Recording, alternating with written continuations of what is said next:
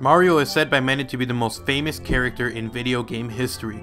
Mario games as a whole have sold more than 210 million units, making the Mario franchise the best-selling video game franchise of all time.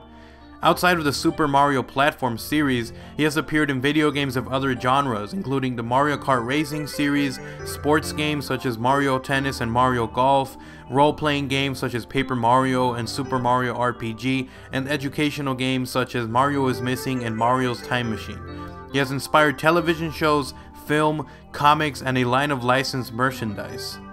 Super Mario has always seemed to have been setting the bar in both visual and gameplay mechanics since its inception in Super Mario 1. Being that it's a first-party developer for Nintendo, it is one of the few games that actually takes full advantage of the home console, and whenever it made an appearance, it has always added something that helped innovate its gameplay, being maybe in its most recent forms in Super Mario Galaxy or in its platforming in Super Mario Bros.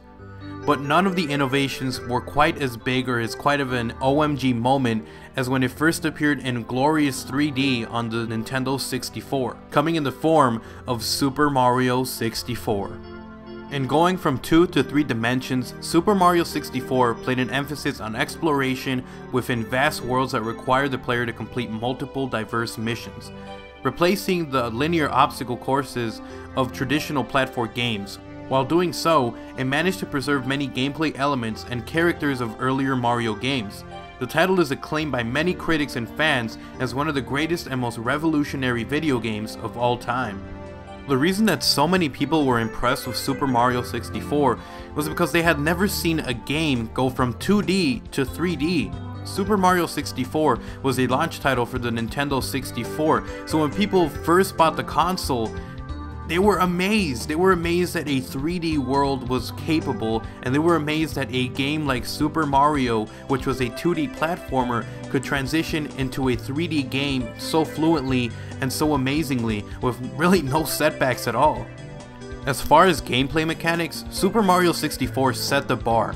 No one had ever seen a 3D world like the one that you had seen in Super Mario 64, so when people first started playing the game, they were completely blown away. Many other developers began to use this new technology, this new powerful 3D engine world, in making their own games and tried to emulate the success of Super Mario 64 in their own games, many which improved upon the formula of Super Mario 64, games like Banjo-Kazooie and Banjo-Tooie.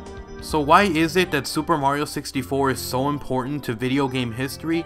It's because it set a new bar. It created a 3D world, one that was functional and that was actually successful. Whenever games are made for a console that recently comes out, you expect to see some bugs or some issues or things that just plain out didn't work. But Super Mario 64 was one of the few games that upon launch of a new console took full advantage of the console's capabilities and set the bar for a completely new style of gameplay. Is Super Mario 64 the greatest game of all time?